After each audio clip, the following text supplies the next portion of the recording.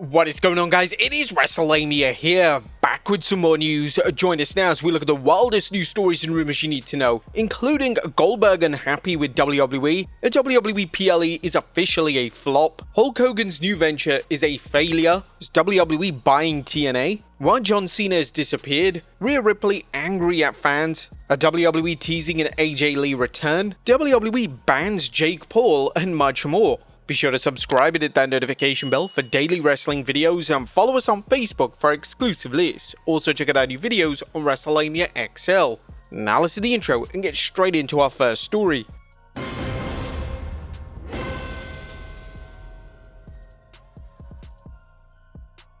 Now first story looks at Goldberg unhappy with WWE. Now our top story today takes a look at a new interview from Goldberg, and Goldberg has taken issue with how WWE have presented the spear. Speaking with Shaq Wrestling, the WWE Hall of Famer states that he agrees with The Undertaker and that the only wrestler that should be using the spear is Bron Breakker. Additionally, Goldberg would state that everyone was given the spear in WWE to downplay his original move. 1,000%, and I saw that interview, number one. Number two, it's pretty funny that interview came up when I'm retiring, and it didn't have anything to do with me, because, let's just talk about the reason why everybody started doing the spear at the WWE. I mean, it doesn't take a rocket scientist to figure that one out, right? I mean, let's be perfectly honest. They did it to make mine look bad, or, to downplay mine. Goldberg would then state that he had a conversation with Breakker backstage at Raw, and he told him directly that he's the only wrestler who should be using the iconic move. And I had the conversation last night with Bron, and I told him my feelings on it. And I think 1,000% he's the only human being in the WWE that should be doing that. I know I'm going to catch a lot of hell from that, but I don't care, because that's the truth. I mean, it is what it is. There are numerous wrestlers within WWE who currently use the move, most notably Roman Reigns. Reigns will no doubt have an issue with abandoning the finishing move he's used for the past 13 years, and it's only inevitable that Goldberg's comments lead to significant discourse on social media of who really has the rights to use the move. Do you think Bron Breakker should be the only wrestler to use the spear in WWE? Next up, a WWE PLE is officially a flop. Now, it's been well documented that Evolution 2 has struggled to move tickets. Expensive tickets combined with a non-existent build has been a recipe for disaster for WWE, and really they only have themselves to blame. The WWE are now actively upgrading people's tickets for the show, which means that they are concerned with how the show is going to look on television, and they'll need to make sure it looks somewhat full, when in reality the arena is going to be more than half empty. WWE having half-empty arenas is pretty much a thing of the past and is mostly associated with the 2017 to 2019 period of WWE. Just remember Stomping Grounds. So hopefully we're not back to a trend of WWE struggling to sell tickets. Due to how poorly the event has done in terms of ticket sales, there's likely zero chance that WWE delivers a third installment of the show. It's done. Even if the show receives critical acclaim, which could definitely happen as the card is pretty good, it still may not be enough for WWE and TKO to authorize another show. Now it's worth noting that the Saturday night's main event, which will take place in the exact same arena, has sold over 10,000 tickets for the show compared to Evolution's 4,800. SNME similarly has a poor build, yet with top stars featured such as Gunther, Goldberg, and Randy Orton, there are huge attractions present, so there is obvious interest in attending the show itself. We do feel that this will probably be the last all-women's pay-per-view that WWE ever holds again. Next up, Hulk Hogan's new venture is a failure. Speaking of major flops, Hulk Hogan and Eric Bischoff's new venture, American Freestyle Wrestling, is struggling hard to sell tickets for their initial show. Now, according to WrestleTix, the show hasn't even sold 500 tickets. Seeing as the arena is set up for around 4,000, this is a colossal failure. This is even with ticket prices only going for about $30. Next up is WWE buying TNA, and there's speculation that TKO could be purchasing TNA. According to the Wrestling Observer Radio, Carlos Silva, who's the president for TNA, has stated that Anthem Sports, who currently owns TNA, is currently profitable, and according to the Observer, this could lead to them selling to TKO. Carlos Silva has been doing a lot of media this week because they're trying to promote the July 20th TNA show, and he talked a lot about the company's future. He said that they're looking to land a media rights deal in the next 60 to 90 days, and their goal is to get around $10 million per year. He also acknowledged that Anthem Sports is not currently profitable and suggested it could be spun off from Anthem Entertainment and sold either alone or with other assets. This lines up with the JohnWallStreet.com article, which outright stated that there's speculation TNA could eventually be sold to the TKO group, and that is something I'd heard was at least discussed when the TNA WWE talent sharing relationship began earlier this year. They would reiterate that TKO purchasing TNA is a serious and viable option for both parties. Next up, WWE going all in on Bron Breakker. Now, apart from Bron Breakker's Ross-like tan, WWE are evidently setting up Bron Breakker to be a future face of WWE, and they're even marketing him as such. In a recent highlights video for this week's Raw, they've used the question "Face of Raw" for the thumbnail. The idea is reportedly that Breakker will eventually turn on Seth Rollins, but for this to work well, it needs to be built up effectively. Fans have drawn comparison to the Batista split from Triple H and Evolution, but this was a storyline that was built up for over 2 years. WWE moving forward with the Breakker and Rollins split after just 3 months would be a bad move, as fans have yet to build up that connection between the two as an alliance. Next up, why John Cena has disappeared.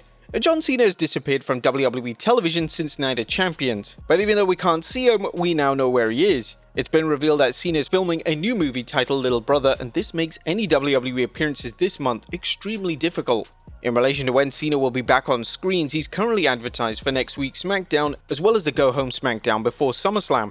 Fans have been quick to point out that yet again, Cody Rhodes is going to be forced to build a top program all on his own. Rhodes has made a habit of working top programs with part-time talent and making it work, and this is one of the reasons why WWE is so comfortable with having Rhodes in such an elite position in the company. Next up, PENTA getting a world title match. The WWE are continuing to push PENTA right up the card as they've officially confirmed that he will be receiving a world title shot. For next week's live event in Texas, PENTA will collide with Gunther in the main event. This is a massive opportunity for PENTA, and whilst it's only a live event, traditionally live events are used to test out matches that WWE want to book in the foreseeable future. WWE Vault, you've got one job. Next up, a WWE star calls out double standards. Now, a WWE star has called out the double standards that exist in WWE. Charlotte Flair wrote in the Players Tribune, and she stated that there's definitely issues with ageism within pro wrestling, specifically WWE. I'm 39, but as a female wrestler who's pushing 40, I promise you there are people in this industry who already consider me old. Never mind that I'm literally younger than Cody, who is considered the face of the company, and Roman, who's probably our biggest star. Never mind that CM Punk, who I'm 7 years younger than, main evented Night 1 of Mania, and John Cena, who I'm 9 years younger than, main evented Night 2. Flair continued by saying that aging out doesn't exist for the men in WWE. Never mind that we live in an era when athletes are extending their primes for longer than ever. For men, I say this with so much respect for the guys I just mentioned, there's no such thing as aging out. For women though, the rules are just different. For women, as depressing as it sounds, I think a lot of people still only know one way to value them, as young and disposable. Now, Flair is spot on with this assessment. A lot of fans have an issue with tenured women being in prominent spots, but don't take issue when the male wrestlers over 40 are in the main event picture. Maybe there's only one exception, that being Trish Stratus, but Flair has received a ton of support for this take, including from Punk himself, who shared the story on his Instagram feed.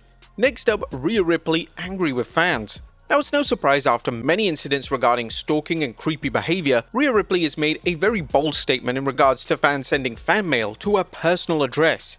In a recent post on X, she mentioned, "Fan mail sent directly to my house will not be opened, it'll be thrown out." Now, Rhea Ripley even shared a recent story on Chris Van Vliet on how a stalker went to their home with fan mail. They saw a woman through their Ring camera who kept pressing their doorbell with the fan mail. At this point, Rhea Ripley has a very big point. With how fans have behaved at airports, Rhea Ripley is very much within her own right of suggesting that this is not on. However, some fans don't agree and feel like they have to say unnecessarily rude comments about her. This is strictly a privacy issue, not anything to do with a booking.